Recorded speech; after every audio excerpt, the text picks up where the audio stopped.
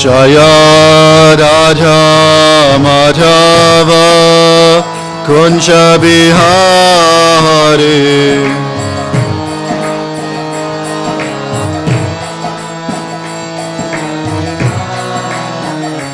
Jaya Radha Madhava Kunja Bihari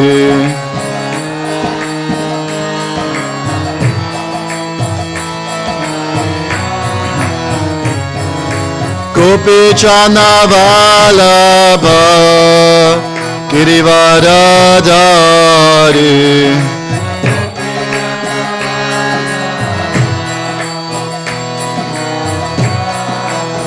Yashodanandana Vrachachana Ranchana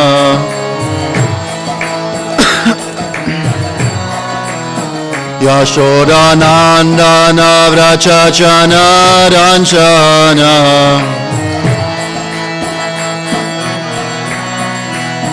Yamunati Ravanachari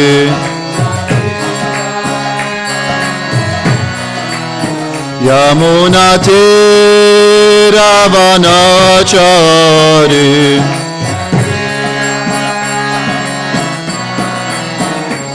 Hare Krishna, Krishna Krishna, Hare Hare, Hare Rama, Rama Rama, Hare Hare.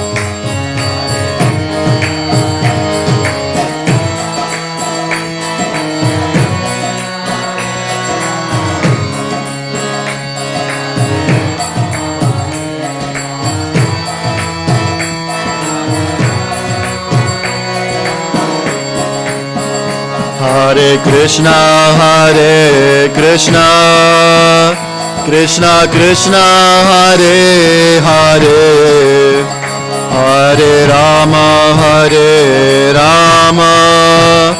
Rama Rama, Hare Hare.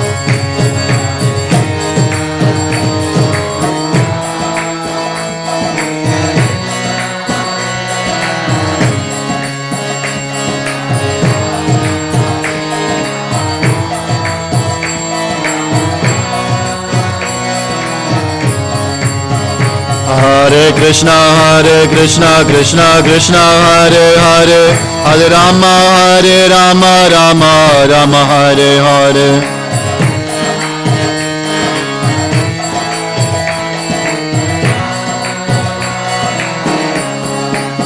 Hare Krishna, Krishna Krishna, Hare Hare, Hare Rama, Rama Rama, Hare Hare.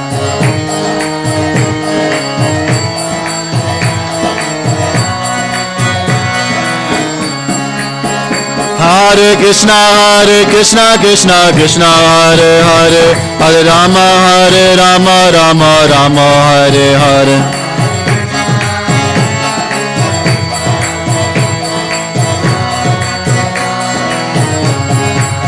Hare Krishna, Krishna Krishna, Hare Hare, Hare Rama, Rama Rama, Hare Hare.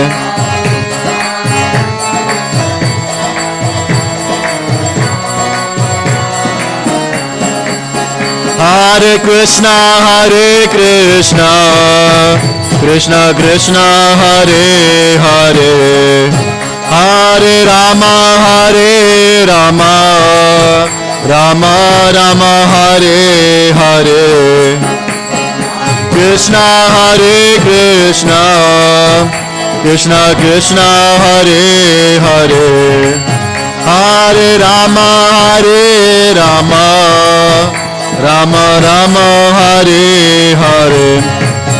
Jaya Radha Madhava, Radha Madhava, Shri Radhe. Shri Radhe.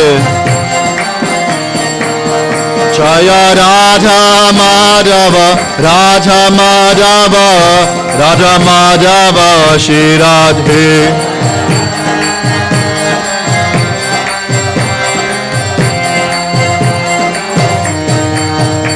Prabhupada, Prabhupada, Prabhupada, Jaya Jaya Prabhupada.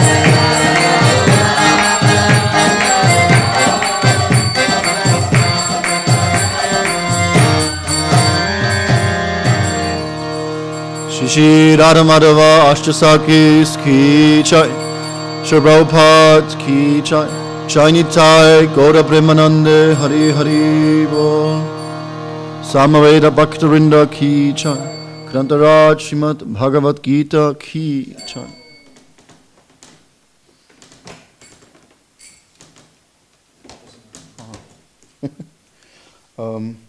There is verse 74 written, right? Guess we'll speak in English. Who doesn't speak German? Oh, trick question. Wer spricht kein? Who doesn't speak German?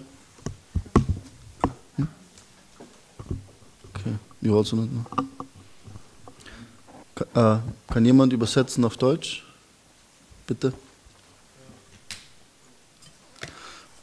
Oh, hier gibt es eine deutsche Bhagavad-gītā für den Übersetzer.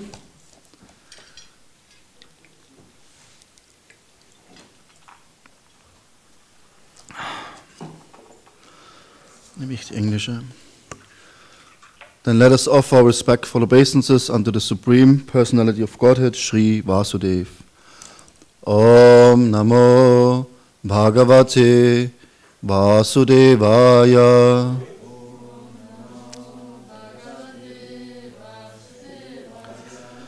Om Namo Bhagavate Vasudevaya.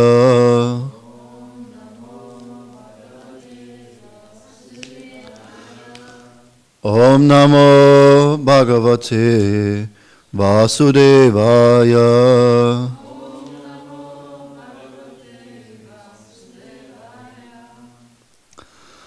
We're reading from the Srimad Bhagavad-gītā, chapter 18. Remember, many years ago we were also in chapter 18, and then we started again from chapter 1. And after many years we passed the... I mean, it's 700 verses, so 2 verses. I mean, 2 years it would take if you read every day, but it's not every day, so maybe 3, 4 years, 5 years. But yeah, we're almost at the end of the chapter. The chapter is also called The Perfection of Renunciation. So we have in the first 6 chapters Karma Yoga, leading up to Bhakti Yoga, like Kama Mishra Bhakti. Then in the middle 6 chapters we have Pure Bhakti. And then the last 6 chapters, Jnana Yoga, but it's already Jnana Mishra Bhakti. It's already related to Bhakti. It's the process. And the main topic of this chapter, I realized, is it talks about the 3 modes of material nature. In almost every chapter, it's one of the main topics in the Bhagavad-gītā. To understand who we are, understand how this nature works, in order to become free of the material modes, of rajas, of passion, ignorance, tamas, also to become free of sattvas, of goodness. It's still a contamination that captures us with happiness and with knowledge, but even more so, it's always influenced. It's like the colors red, yellow, and blue. Yellow for sattvas, red for rajas, and blue for tamas. And these colors, you can combine them in so many ways.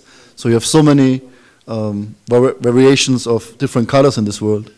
In the same way, the 3 modes of nature, they're always interacting with each other. And we're never purely in goodness. Like, for example, cheese is a milk product. You would say it's the mode of goodness. But it's also fermented, you know. So cheese, paneer is something else. So it's sattvas, tamas, it's mixed. You know. Or when we sleep is tamas. But if we sleep less than 6 hours, it's sattva tamas. If we digest food, it's rajas, it's mode of passion. We need passion to blink our eyes, to digest food, to walk, to talk. It's important, otherwise we can't function. But if we use it for some higher duty, to perform our duty, to help others, would be more sattvic engagement. Pure sattva would be if we engage it in the service of the Lord. So Krishna really elaborates on these three modes of nature. And in this verse, I really like this verse when I prepared for the class.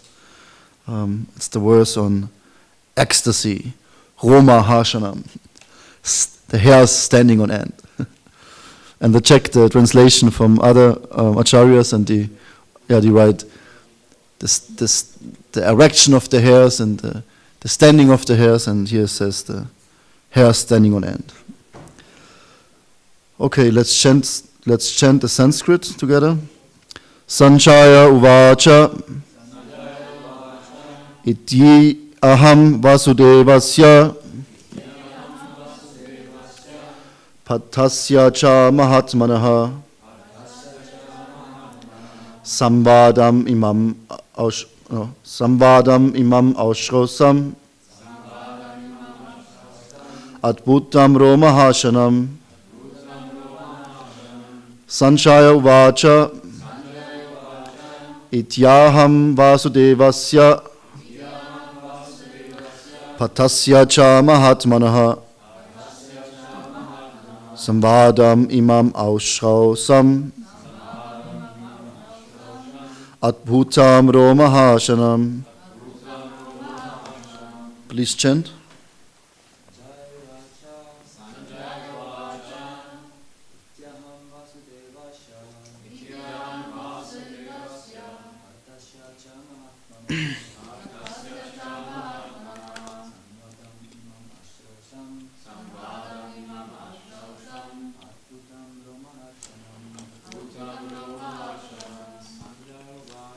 Sanchaya uvacha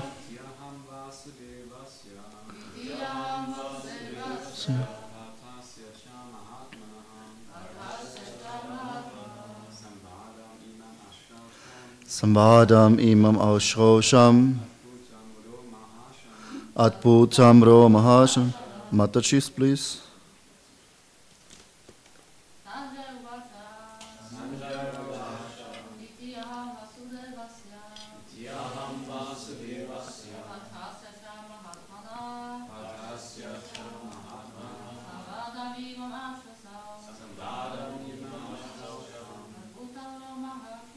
Adbhutam romahashanam.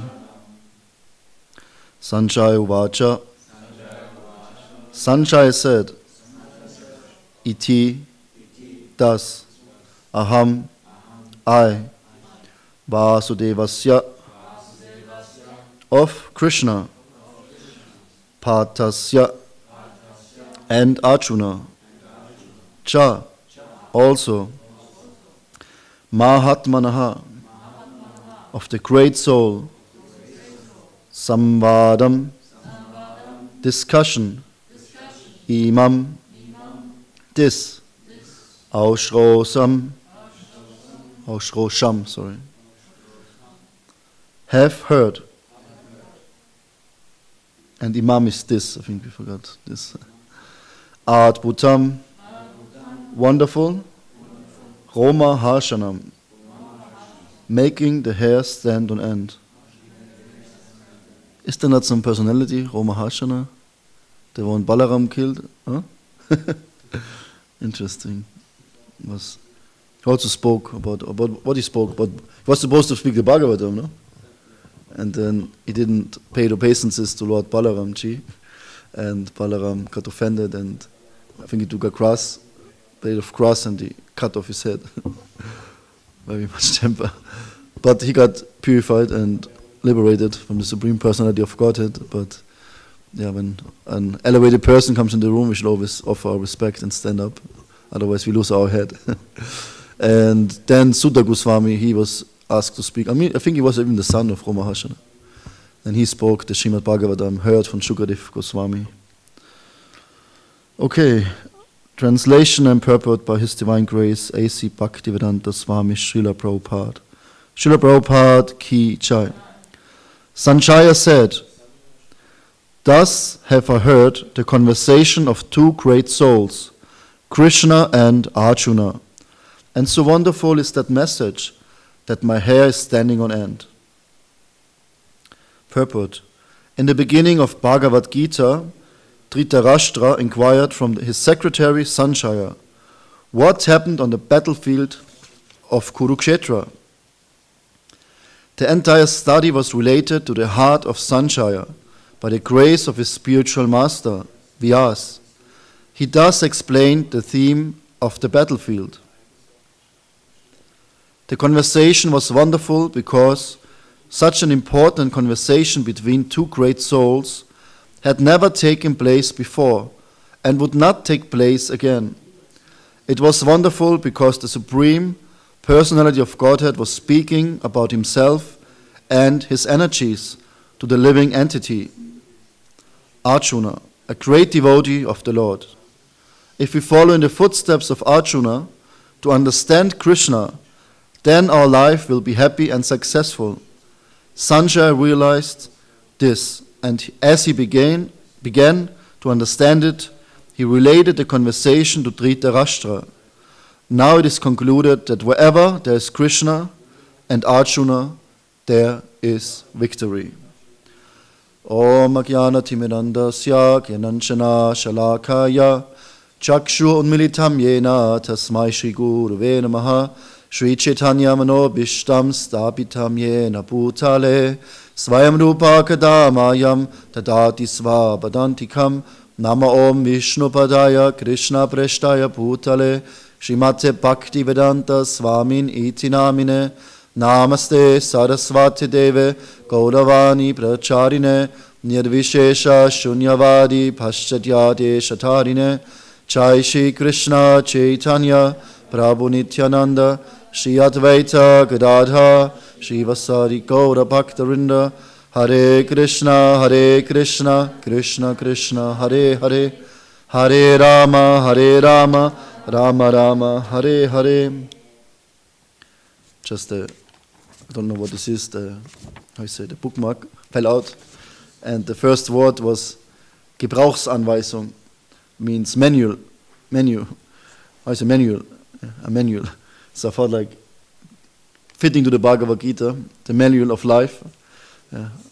If we buy some new stuff nowadays, all this technology is so advanced, we need to use the Gebrauchsanweisung, the manual.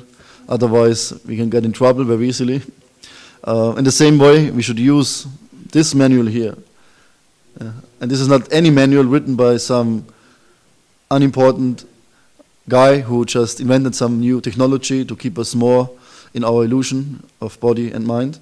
No, this was the manual spoken, like it says, was the important conversation between two great souls, had never taken place before and would not take place again.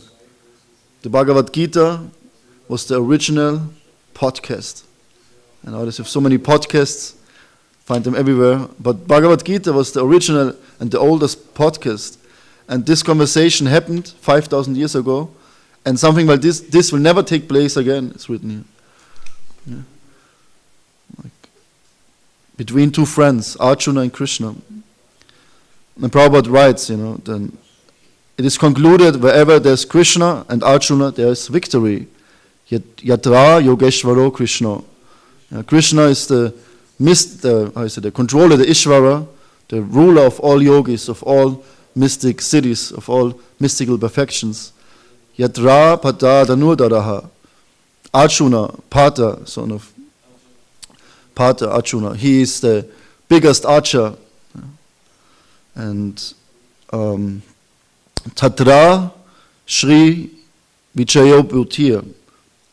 And wherever there's Krishna and Arjuna, the supreme mystic and the supreme archer, the supreme warrior, there will be Shri, opulence, Jai, Vijay, victory. Bhutir, what is Bhutir? Nitir, opulence. And Shri is beauty. Shri is opulence. Fame. Fame.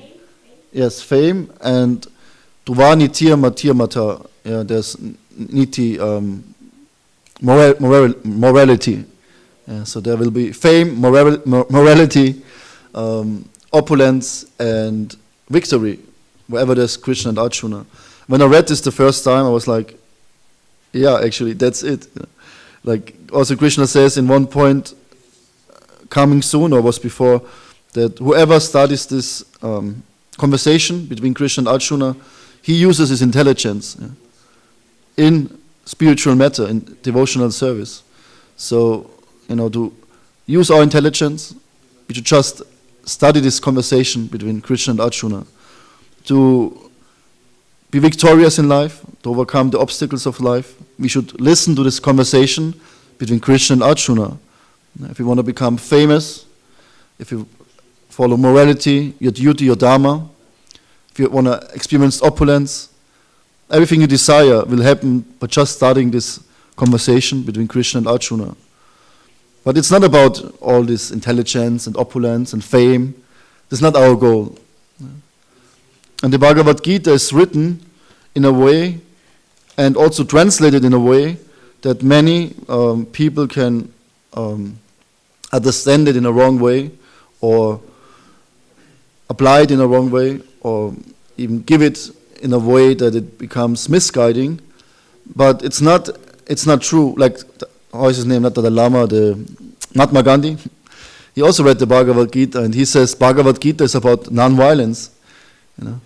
And how can you say it's about non-violence when this whole Bhagavad-gītā was spoken in the front of a battlefield, in the middle of a war, the biggest war in history? Or we have, when we read other translations of the Bhagavad-gītā, we hear the Bhagavad-gītā is about the Brahman to emerge with the impersonal effulgence of the Lord. Or it's the understanding of the yogis. It will be written about pranayama and yoga and Ashtanga yoga. For myself, when I read the Bhagavad-gītā, when I was as a monk, brahmachari, sankirtan, traveling, book distribution on the street, on the battlefield, I felt like this book is written for people who are on the street the whole day to try to give this knowledge to others. Like, everything was written, how to be balanced, how to be equipoised, how to follow your duty, how to be happy, how to be controlled, how to control your mind, how to sit, how to talk, how to walk, everything, like from beginning till end. Like, my whole day was reflecting in the Bhagavad-gītā. And at the end of the day, I did my service, I was so purified, I opened the book and Krishna was talking to me. I felt like, wow, like I'm kind of Arjuna and I get the instruction. I'm in the podcast, I'm part of it. Then a few years ago I started the process of Ashtanga yoga and focusing more on asanas and pranayama. And I read the Bhagavad-gītā, and all of a sudden, wow, Krishna is exactly talking what I need to hear right now. I never saw it before, like 5th chapter, 6th chapter. It's so elaborately discussing how to meditate, how to sit, how to breathe. All of a sudden was like, wow, it's like a completely different book. Then recently I focus more on understanding what is bhakti. Where do I stand in my process of devotional service? And then I thought about the 11th chapter, what is right before the 12th chapter, devotional service. And the 11th chapter is about the universal form.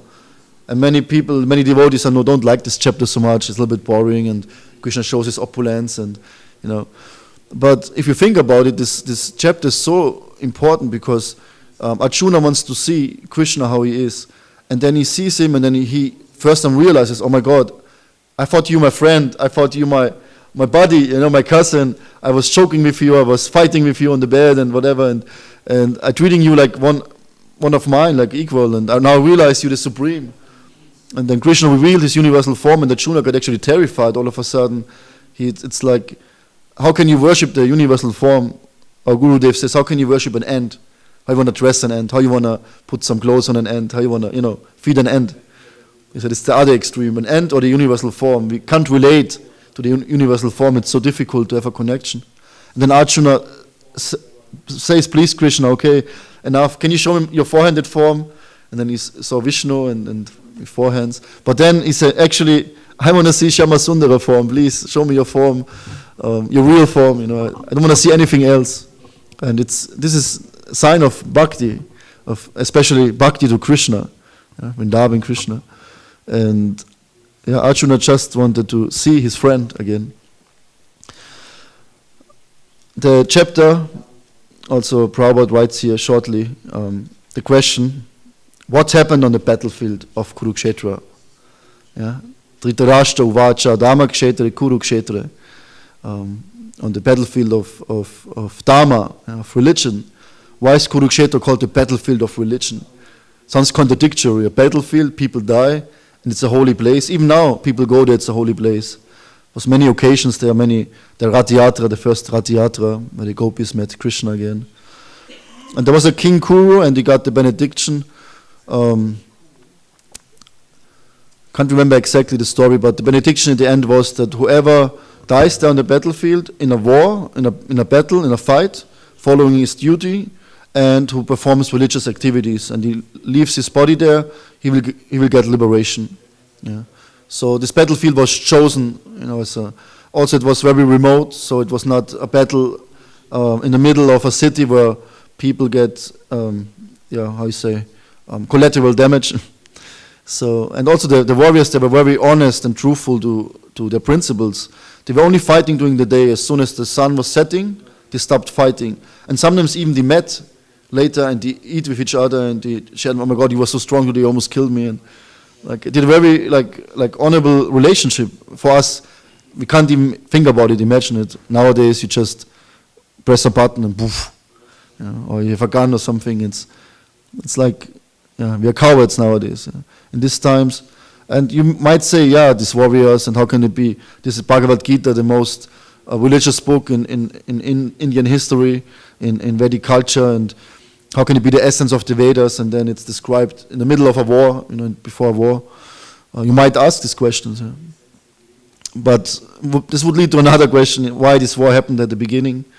Just to mention it shortly, it was in this time. It says the earth, Mother Bhumi, was burdened with the sinful activities of human race. The earth was so heavy that she couldn't bear anymore this sinful activities. And in this time also, many demoniac entities appeared in this time, because it was right before Kali Yuga, the Dark Age. So they came to even create more disturbance in human society.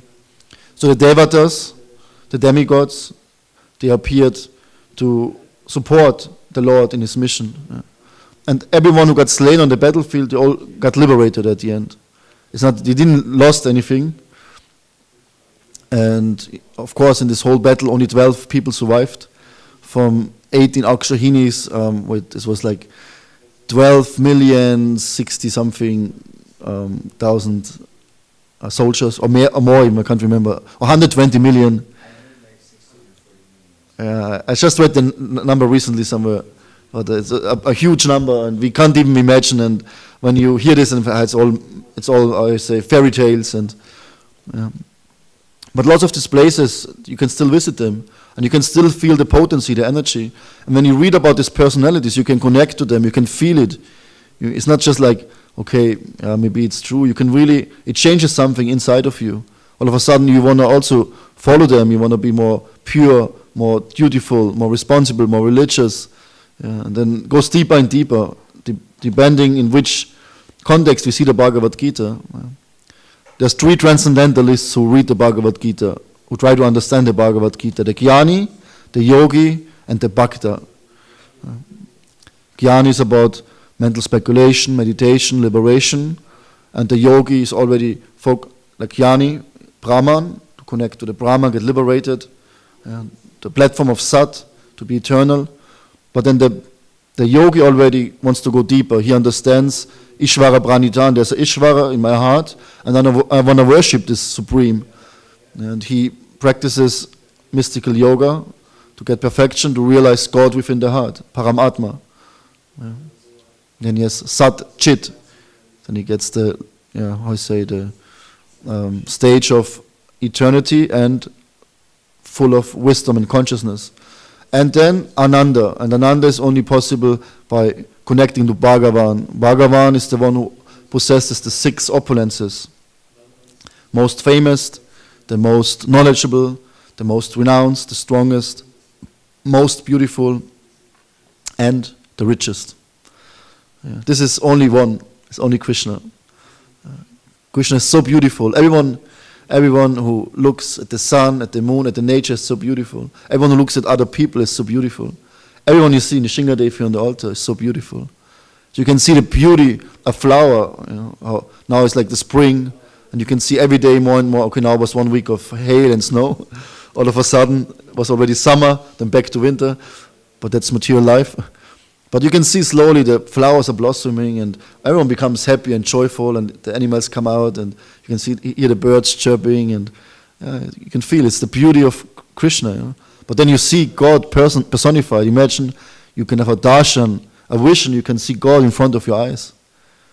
Like Dhruva Maharaj we hear every day in Srimad Bhagavatam class. And the only thing, he saw Krishna and he said, oh my Lord, I prayed for broken glass and now I found a diamond. He's the most famous. Everyone heard about God, right?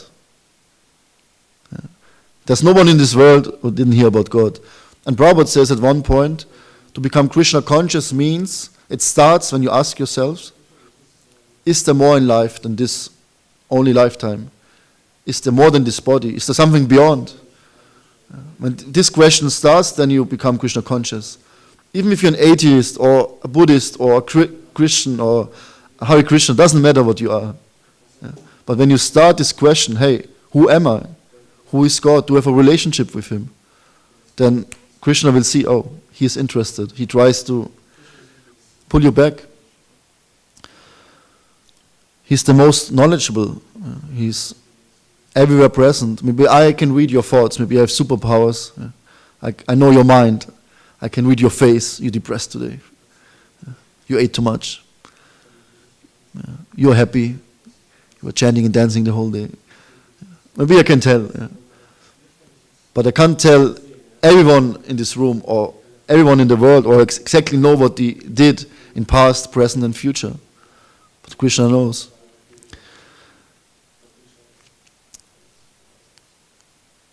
What else we have? He's the strongest. All the planets He carries in the universe. For us it's heavy to lift this ammonium up. That's really heavy. So, but Krishna lifts everything. He carries everything. Even the earth burdened with the sinful activities of human race. Krishna carries them very easily. He's Yogeshvara. He's the supreme mystic. Strongest we had, the most famous, most beautiful, most knowledgeable, the most renounced. And even though Krishna has everything, He's not attached to it. Like when we come here in this world, we get influenced by the modes of nature. But Krishna, He creates it. He is never influenced. He's always aloof. And even He could enjoy everything, but He doesn't need anything. He's Atmaram. He's self-satisfied in Himself. Yeah. You can see at the Rasa dance, for example. And Krishna enjoyed with the gopis and they become proud and then He said, okay. And He detached and it just disappeared. To just help them to come out of their pride. There's one missing. What is missing?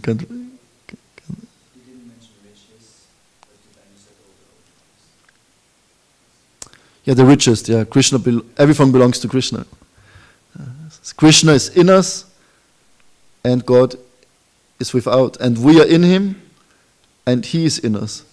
Just meditate about this. That God is in my heart, and in the same time I'm in God's body, kind of. You know, it's all Brahman. Material energy is an illusion, a Maya, which is not. Everything is Krishna. There's nothing else there than Krishna. But we separate ourselves because we think of I and mine. We separate. Even this harmonium could be used for so many other musical concerts and material musicians. But we use it for the service of the Lord, chanting His holy names. So it becomes spiritualized. But we should go deeper. Even our bodies should at one point get spiritualized if we use them in the service of the Lord. This is Bhagavan. There's only one Bhagavan.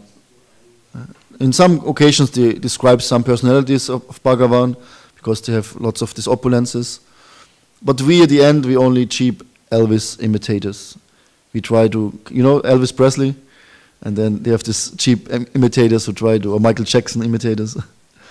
Yeah, last time I saw Keanu Reeves from The Matrix. Some real. Yeah, so we try to imitate, but we try to imitate God.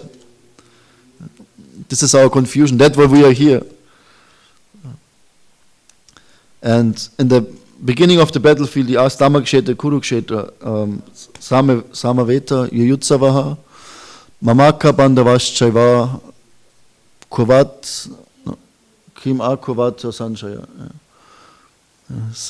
Dhritarashtra asked, what happened on the battlefield? And then you might think, like, what do you mean what happened on the battlefield? Like the fight, Because Sanjay was his counselor, his guru, and he had the vision, he could see what happens on the battlefield. And Dhritarashtra, he was blind, he couldn't see. He couldn't participate, he couldn't see from distance, so he only heard what happens there. So he was anxious, he was eager to hear, okay, what is happening on the battlefield? Let me know. And if I would be Sanjay, I would say, hey dude, it's a battlefield, you fight now. Because Dhritarashtra in this time, he was very bewildered, he was anxious. He asked him, Dhammakshetra, Kurukshetra. It was a religious place, and he knew his sons were the most evil in the whole world. And he knew this war was righteous because the Pandavas were supposed to earn the kingdom. And Dhritarashtra was so on his bodily platform that he wanted everything for his children.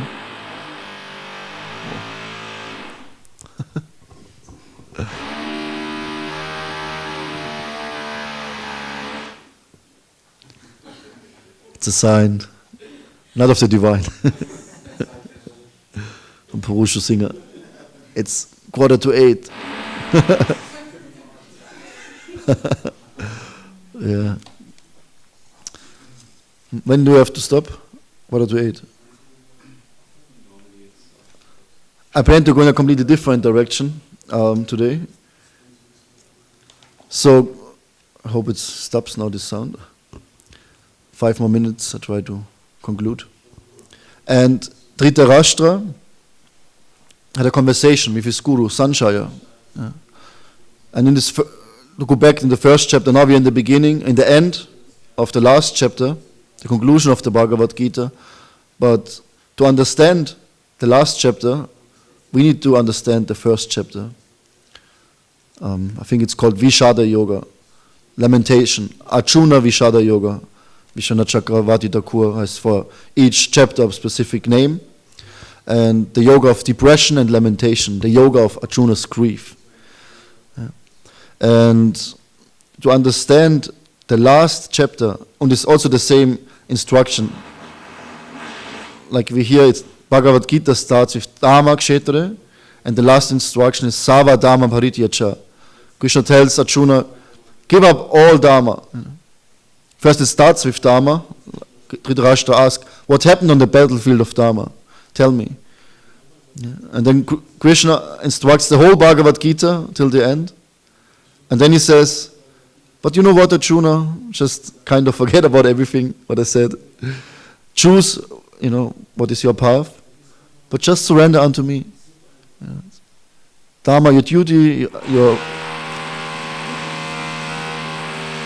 Can you tell someone maybe, is it here or upstairs? Or?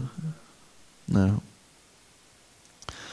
And he tells him, just forget about everything, just surrender unto me. And then, Mahasuchaha, have no fear, I will take away all your burden, all your karma, all the pressure of material life.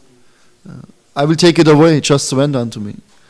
So after he speaks about 18 chapters, 700 verses, in the middle of the battlefield, then he says, just surrender unto me. It's not so important. So simple. And this Dhritarashtra, he had this conversation with his guru Sanjaya. Then we have Krishna and Arjuna, who are best friends. But also Krishna became the guru of Arjuna. And we have another guru-disciple relationship, and this is Duryodhana with Drona. And all of them, Drona is the martial art teacher of the Kurus and the Pandavas.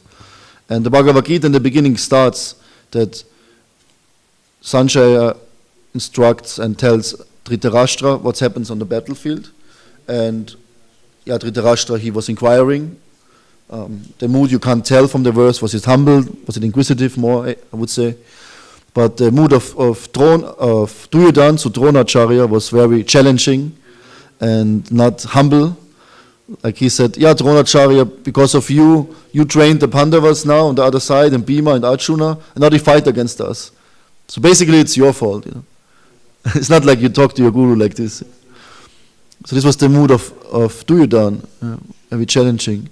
And Arjuna was also in the beginning, similar like Duryodhana. He said even, hey Krishna, he says, hey God, can you drive me with the chariot in the middle of the battlefield? I just want to see my opponents first. And Krishna said, okay, cool, I'm Parthasarathi, I'm your driver, let's go. And then he's in the middle of the battlefield and he got bewildered from all these impressions, all these emotions. He sees his family, his uncles, his teachers. So Arjuna was not able to fight anymore. And then he tells Krishna, actually, Krishna, I don't want to fight, you know, give it up. And then even when he surrenders, he still has doubts, you know, he says, I'm a surrendered soul now unto you, please guide me, you know. And then afterwards he says, but still I will not fight. You can instruct me, but I still will not fight.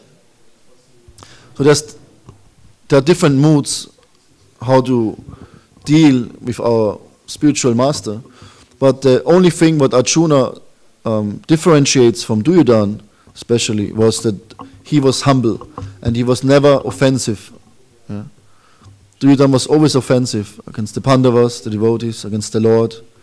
He wanted to kill the Lord once when he showed them the universal form. And when Krishna was lying on the bed once in Mahabharata before the war, and then Arjuna and Duryodhana were sitting on his bedside, and Arjuna immediately he sat on the lotus feet of the Lord, and Duryodhana went to the face.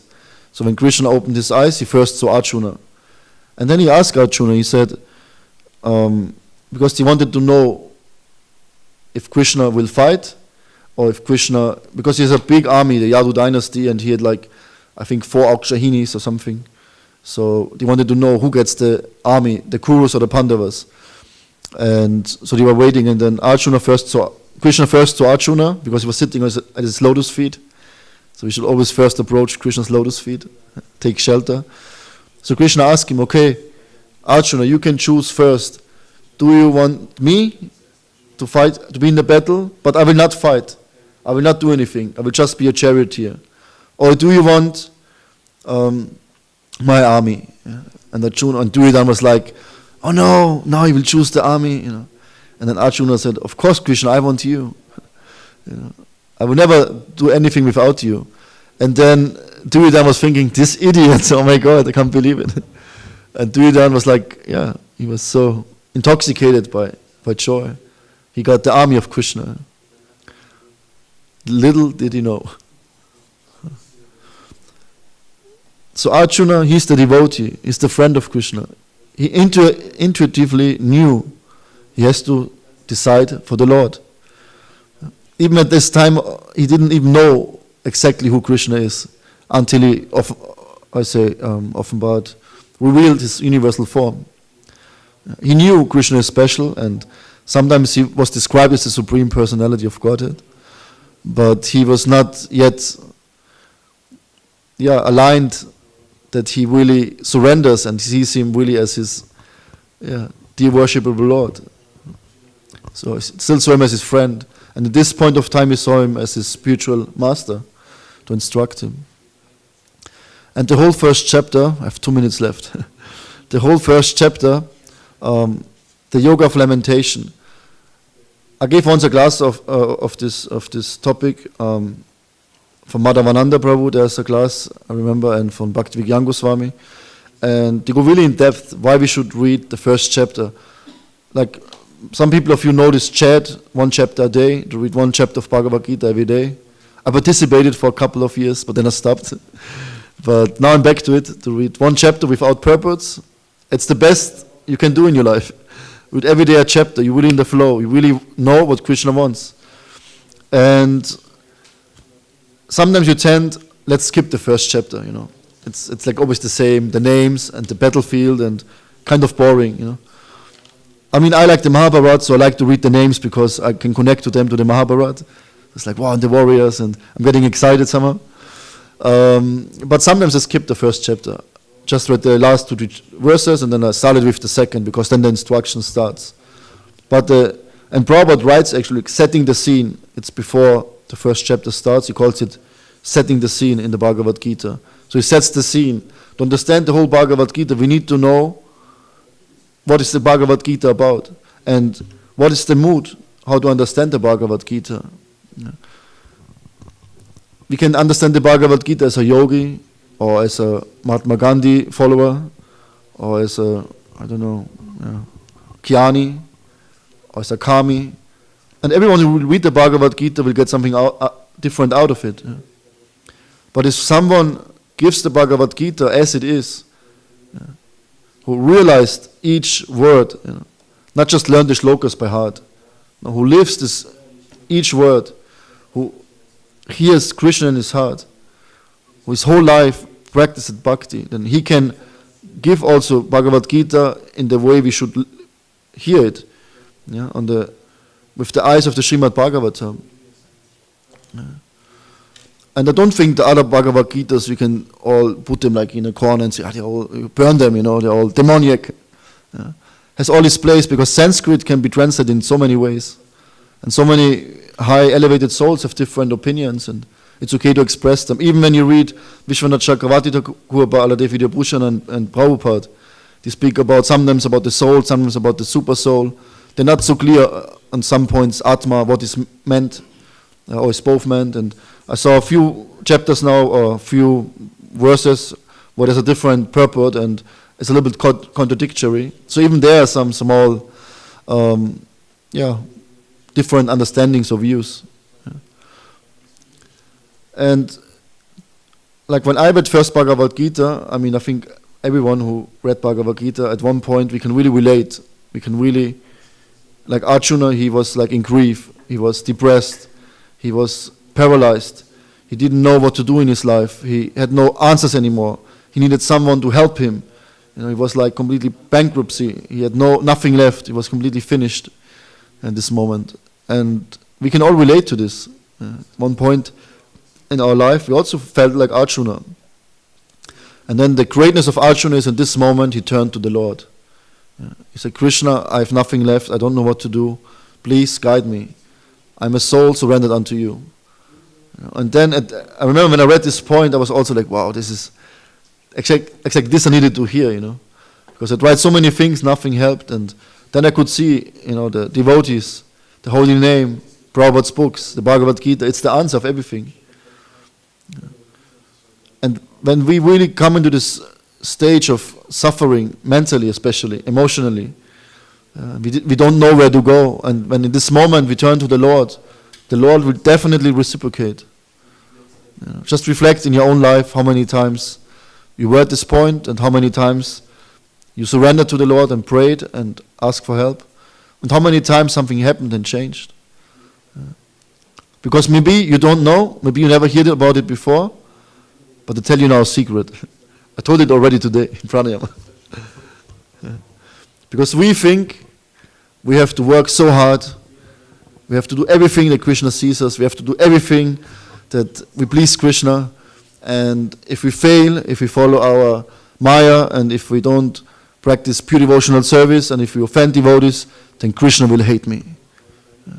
No, Krishna loves you. That's the biggest secret.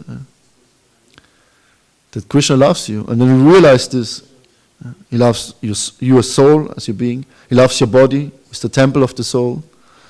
He loves everything about you. But we think opposite. We're not this body, just a chunk of blood and bones, screw the body. But why you put tilak on your body? Because it represents the temple of the Lord. If we realize, okay, let's end the Bhagavad-gītā class today with following the footsteps of Adi Purusha Prabhu. Just for half a minute, look at every person in the room and see God in the heart and the soul in the heart. Just picture Krishna in the heart. And everyone is smiling. So nice. And that's the key. We have to realize this every day before we chant, Krishna loves me. We're not lost here in this world. It's not like Krishna just dumps us here and then, okay, now get on with your life. And if you're lucky, if you attract my mercy somehow, you will get it. The mercy is already there. Everything is there. Everything is written here. We can experience the mercy. And every moment, but we always try, instead of surrender in our grief, in our lamentation to the Lord, we try to give in. We try to surrender to our senses, to our monkey mind. And it's all a test. And it says each test Krishna gives is a test to overcome it. Nothing in this world, what happens to us, is meant to destroy us. Everything is there for us to grow. Like a computer game, a certain level, you can't pass this game. You always have to start from the beginning. Especially 20 years ago when you played, and then sometimes you had to start from right beginning, and there was no memory card, and it was like very, But sometimes we don't need to start from the very beginning, but we always go closer to Krishna, and then all of a sudden we got a little bit anxious, No, we get too close, not too close. I still I like my life, I want to stay here a little bit. Already Krishna says, no, come on, you're ready, come. Enjoy with me, have fun. No, I want to suffer a little bit more. But come on, I love you, come. Yes, Krishna, I love you too, but I'm not ready yet, Maybe another lifetime.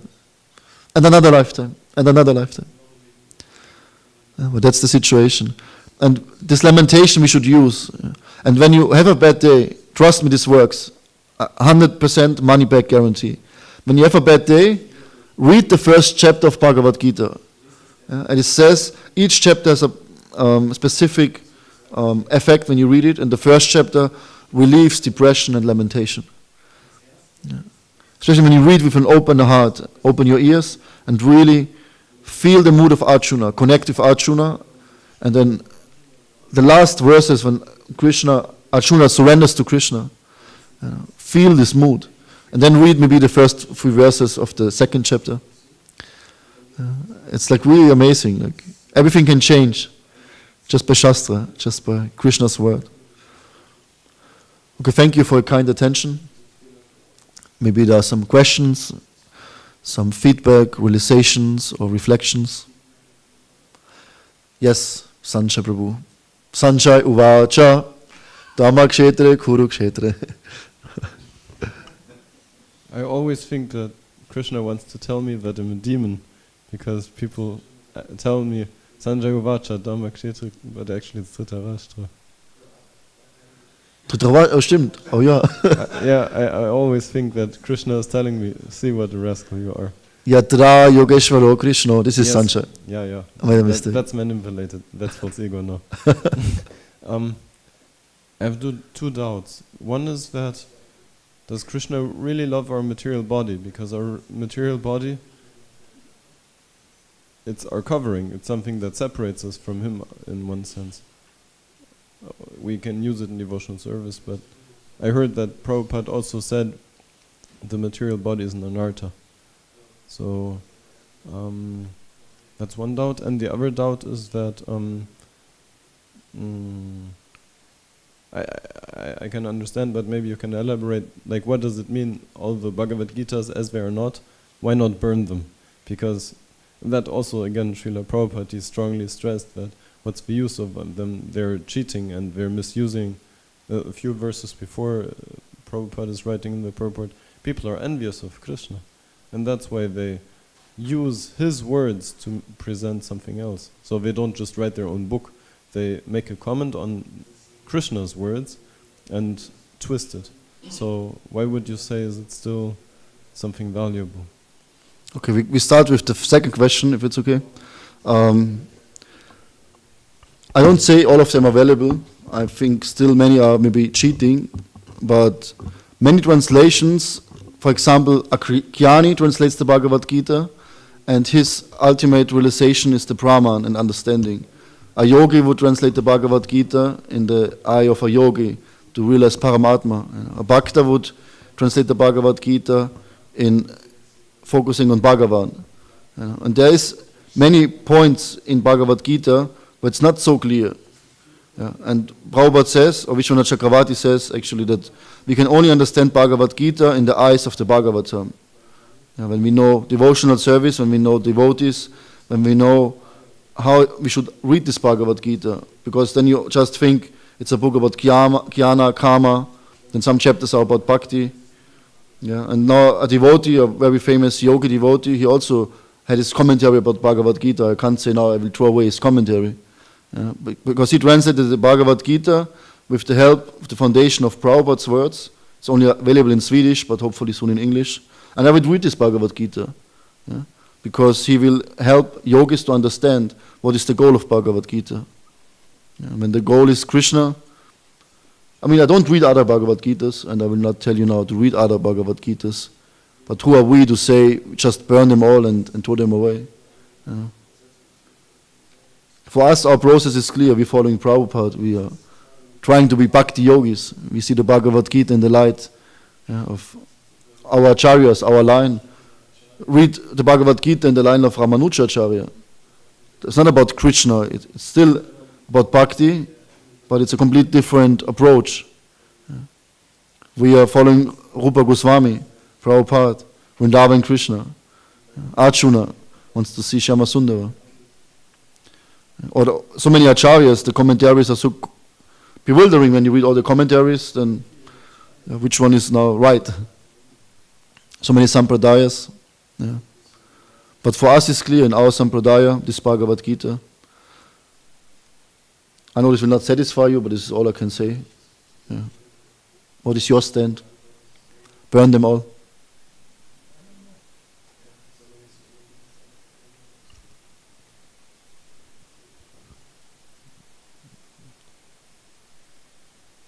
So would you say it is an emotional statement that Prabhupada made? Like, or makes when... he also doesn't say burn them all. So in that way you're not contradicting him. But he very strongly emphasized that... He says even in the beginning, in the introduction, he says, you can call God as you like. You can call him Ishvara, Paramatma, Bhagavan, you can call him the Brahman, you can call him Parabrahman, or you can call him Krishna, Prabhupada says. And all of this is true. It's in the end of the introduction of the Bhagavad-gītā. And he says, there's many Bhagavad-gītas, and why should I write a new one? There's so many translations, but he said, like I mentioned, the Gebrauchsanweisung, the manual, like the medicine etiquette, you don't know how to take it properly. And you can read the Bhagavad-gītā and you get some benefit out of it, and maybe you start... I know so many people who read other Bhagavad-gītas who became devotees later. Yeah. They start their process, but to know the truth, to know Krishna in person, you need to listen to the Bhagavad-gītā from someone who saw Krishna. So for us, no question to read something else. And your first question was? The material body. Yeah, Jiva Goswami says we only suffer in this material body because we identify with it. And Krishna's creation is everything is beautiful. Krishna loves everything. His own energies. We are all his energies. Tatashta Shakti. Yes. In the spiritual world, all Nanda Maharaj, he showed us all his energies. Radharani, everything is his energy. Even this body. Maya Devi is his dear servant to help us become purified. Yeah.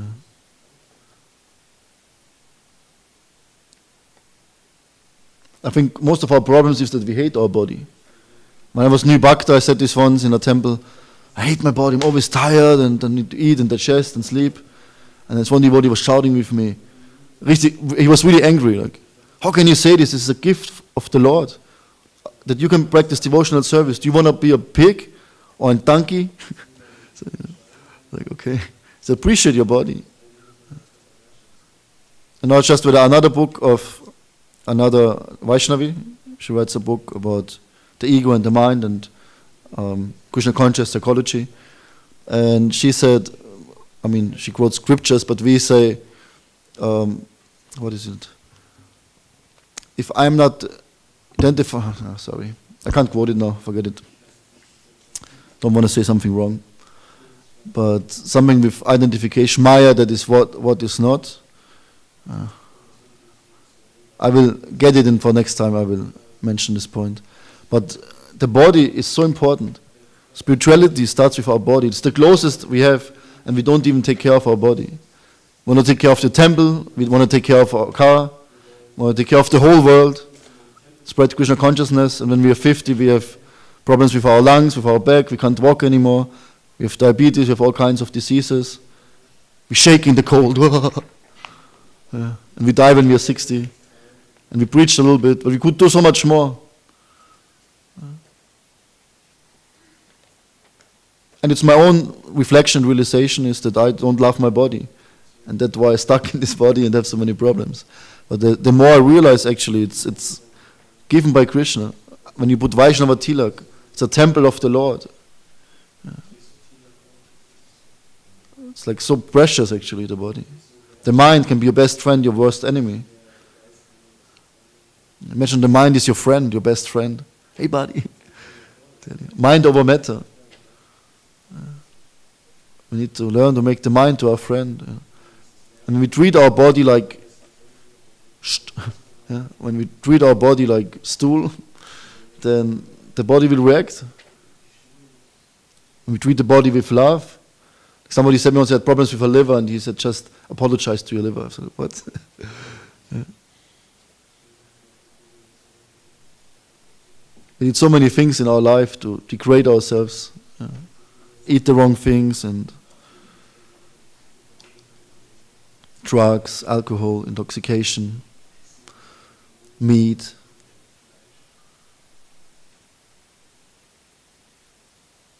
Yeah, it's not our body.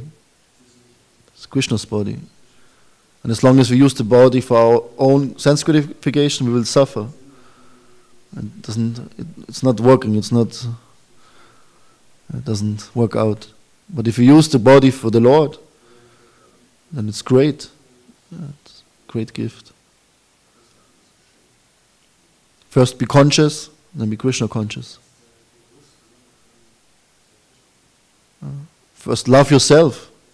How you want to love Krishna when you can't even love yourself? I'm not speaking about the body now, but if we not even love ourselves as part and parcels of Krishna. We say to devotees like, yeah, selfless service, you have to be selfless. What does it mean to be selfless? To be less of yourself. What means selfish? To only think about yourself. It's the same coin, just two different sides. You have to be self-aware. Arjuna became self-aware, who he is. The whole Bhagavad-gītā is about, hey Arjuna, you are not the body. You are not the mind. You are my part, please. And then Krishna gives him so many ways. Do this, do that, meditate, think about me, work for me, renounce your results. Or love me, just be my devotee. But if you can't do this, then do that. And he gives so many ways. I don't know which Bhagavad-gītā I saw once from a devotee. He studied both, and another Bhagavad-gītā, and he made like, not from our line, some yogi Bhagavad-gītā. And he showed me all the Sanskrit and everything, and I couldn't answer him anything he showed me because his Sanskrit was better than mine, his understanding was better than mine. I just know because I read the purport what it means, but I couldn't tell him actually what's the, why is it here completely different. But Sanskrit has so many meanings. And that we need to hear from the right source, and the right source is our spiritual master, it's Prabhupada. And Prabhupada was told, hey, somebody told him on the street that he should, why he distribute these small books like leaflets, people can throw it away. Why don't you have big books so people can't throw it away? And Prabhupada said, okay, yes, we have to print more big books, distribute more big books. And then the doctor told him, hey, you're not in a good condition, you should go for a walk. And then Prabhupada start everyday morning walks. It's like, just hear it from someone, okay, he saw the sign of Krishna, I should take care of my body.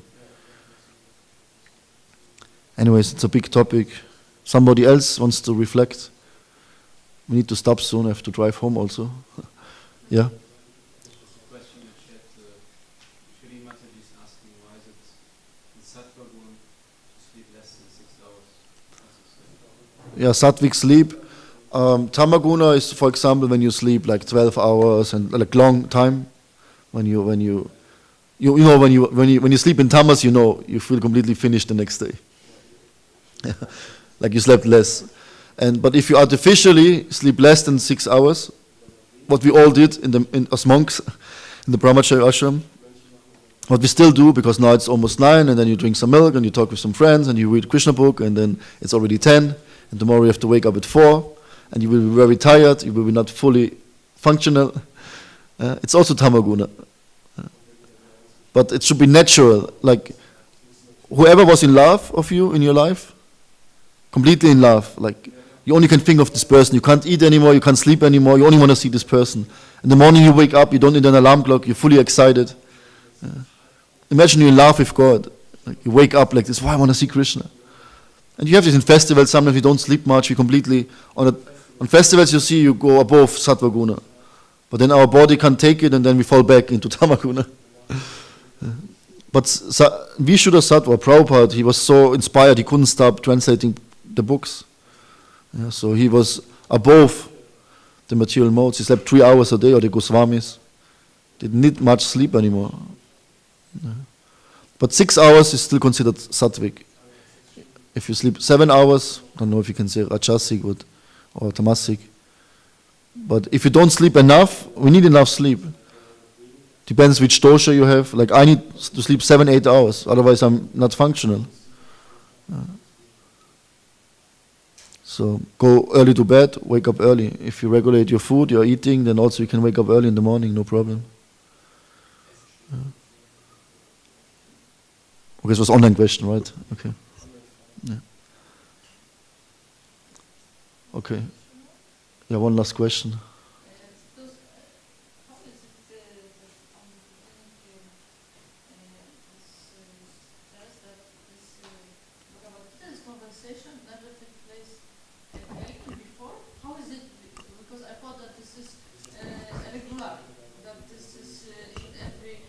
Yuga, this is Lila Krishna, and every time Bhagavad-gītā is taking place. So how is? I mean, it's from Prabhupada. It's from Prabhupada here to stress the point how important this conversation is, and maybe in this same way it will never happen again. It's always a little bit different. But this and way, that will take place, but yeah. I don't know. I was not there, but he spoke it already before to Sangat. It was already spoken before.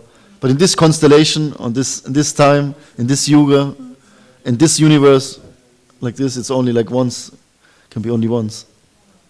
In another yuga, we'll speak it again, but it's a different cycle and maybe different Lord Brahma and Manu.